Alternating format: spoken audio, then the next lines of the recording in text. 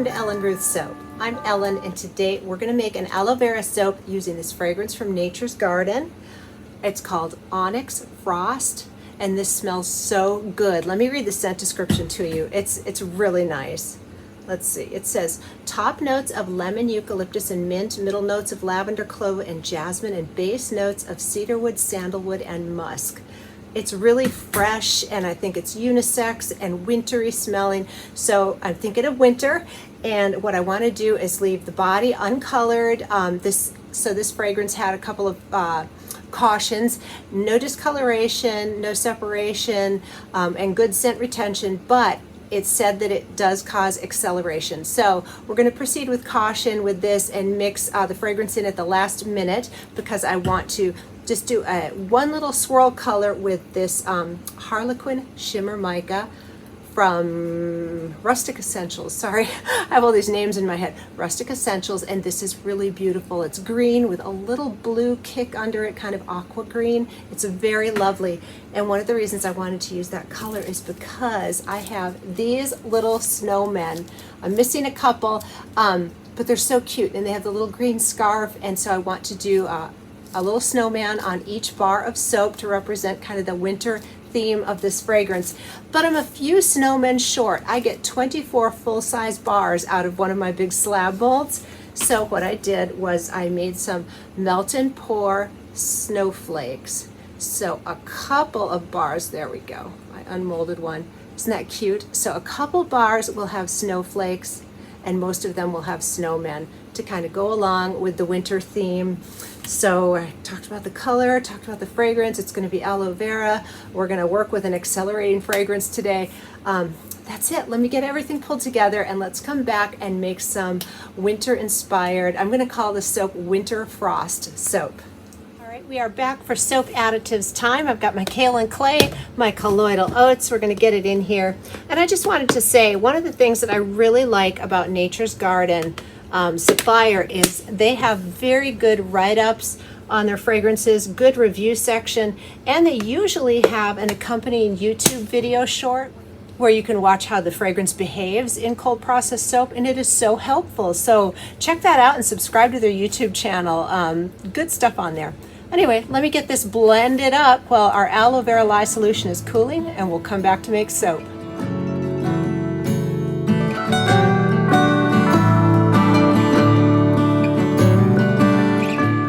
Are back with our aloe vera lye solution. I got all my prep work ready, working with a fast moving fragrance. I have my mica dispersed in just a little bit of distilled water for easy blending, and I have my whisk. I'm going to whisk in the fragrance and get a feel for how it's behaving so that I don't have to over mix it with the stick blender. I'll bring it up to a nice, very light trace emulsion, and then I'll whisk in my fragrance. And then, of course, for the tops, I've got all the little embeds. And these are just little Wilton sugar snowmen is what those are. These are melt and pour snowflakes. And then also on top, I'm hoping I can do a hanger swirl in the body. I have a little bit more of the mica in just a very light carrier oil that I want to drizzle on top and do like a little swirl with a chopstick and then put my embeds down. So that's the plan. a lot of planning here.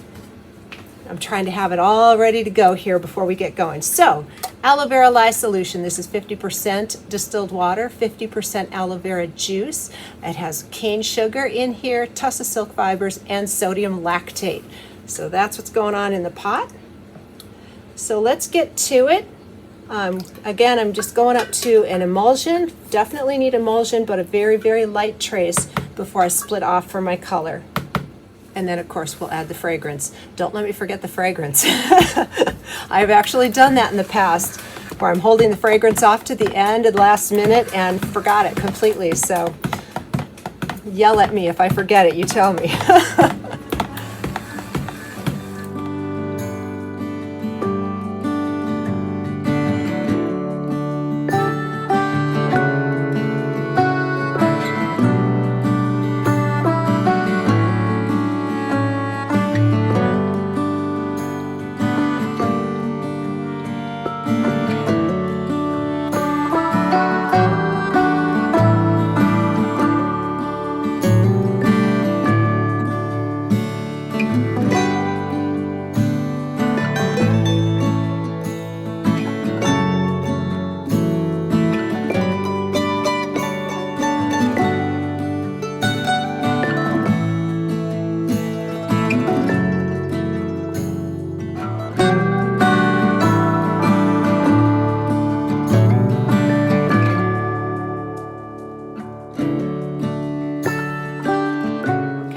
just wanted to show you, I actually have my stick blender down in the mold. I poured this and it is still very fluid. So you know what? Color me surprised. This is not fast moving at all.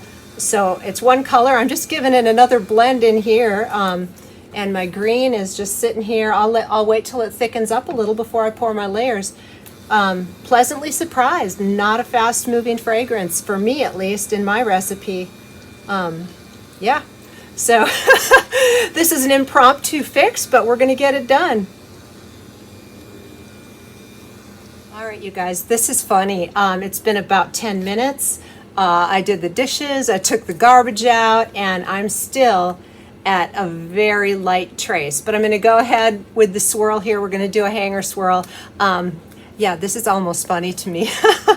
Smells great, but did not accelerate on me at all.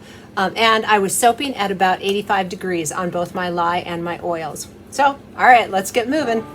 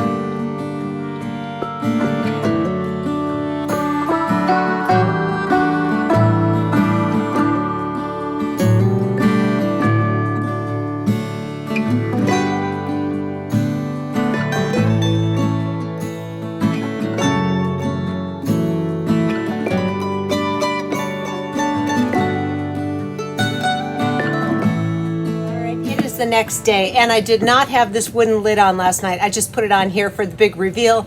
Ta-da! And the reason I didn't put it on is because of the melt and pour embeds. I didn't want them to melt.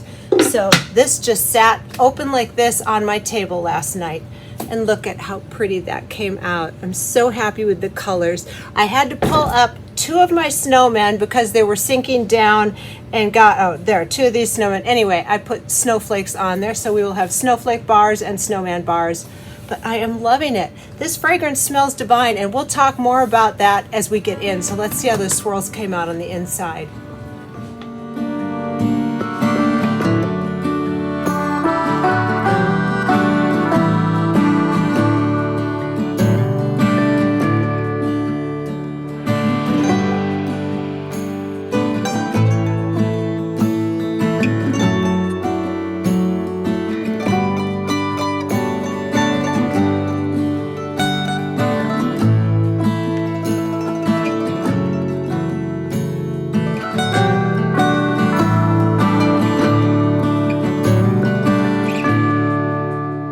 Back with the lovely Olga, and I'm very excited to get in here and see how the color looks on the inside because I'm loving the top.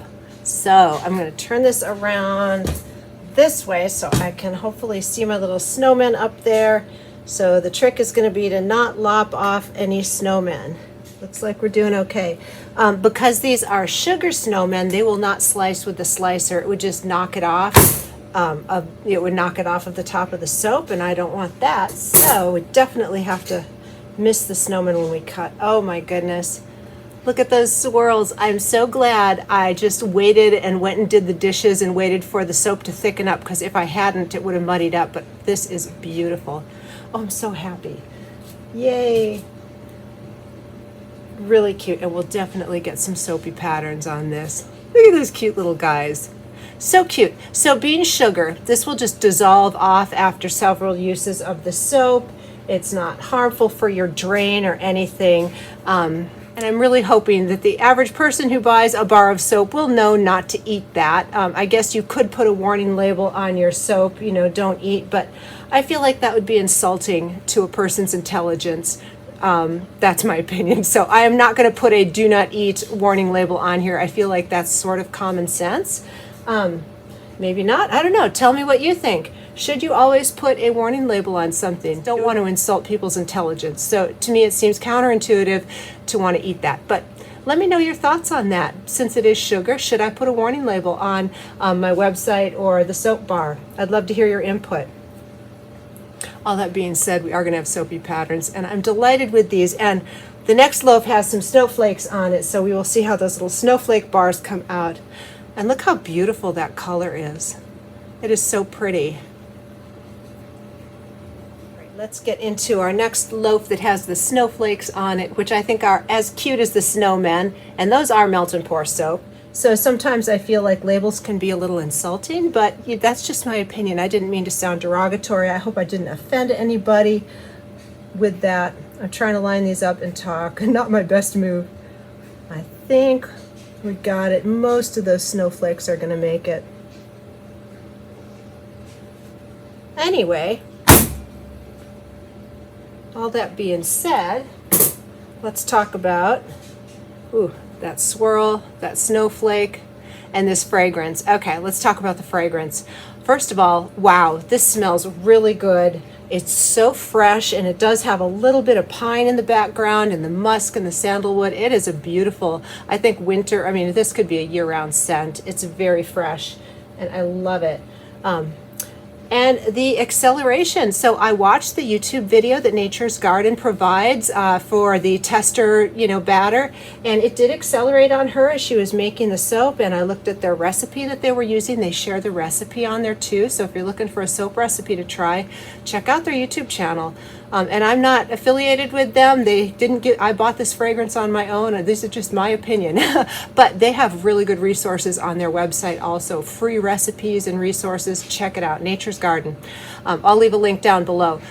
So this fragrance did accelerate on their testing YouTube video. But I tell you what, my recipe, I don't share this particular recipe, but I will tell you it's 50% hard oils and butters and 50% liquid oils. So it's a nice ratio of hard to liquid. It's not heavy on the liquid oils. And I was soaping at 85 degrees. And this, not only did it not accelerate, it was so slow. I mean, you could do a wood grain pour. I mean, I had lots of time, which is totally fine with me. I would rather have a soap move slow than fast. That's my personal preference. So for me, this was most definitely not a fast moving fragrance, but it smells fine. So I would give this fragrance 2 thumbs up. I will definitely be using this again. All right, let's get on into our last loaf here. And see that last little snowman there? The mica oil drizzle on top kind of bled into him, but he still looks cute. So, he's going to make it. But the other ones, see those 2 snowflakes there? Those 2 snowmen sort of sunk down, so they had to go. Anyway, I like the snowflakes too. I wouldn't be upset to get a snowflake bar. So when I list these in the shop, what I will probably do is have them listed as a snowflake option or a snowman option so that people can choose, because I would hate for somebody to buy a bar of soap and hope they were getting a snowflake and they got a snowman, or the reverse, you know what I'm saying. So I'll just have a drop down menu and you can choose a snowman or a snowflake. And my website is through Big Cartel, and I don't have any tutorials on that. I am so technology challenged. If you've been watching me for any amount of time, you know that about me. Me and technology are not the best of friends. I do the best I can, and there's lots of tutorials online, but I find Big Cartel, for me, it's super simplistic. It was simpler for me to negotiate or to navigate around than Shopify, but I think Shopify has more options. So if you're better on computer, that might be a better website if you're trying to come up with a website to sell your products. I kind of backed into that. I didn't really preface that. Yeah, so if you're looking for a website, I use Big Cartel, and I have been very happy, but it does have limitations. There we got a snowflake. Well, anyway, I really thank you so much for joining me today, and I hope you enjoyed today's video. I sure had fun making this one. I love winter soaps. They just make me happy. I will have soapy patterns at the end, and I hope you have a wonderful day.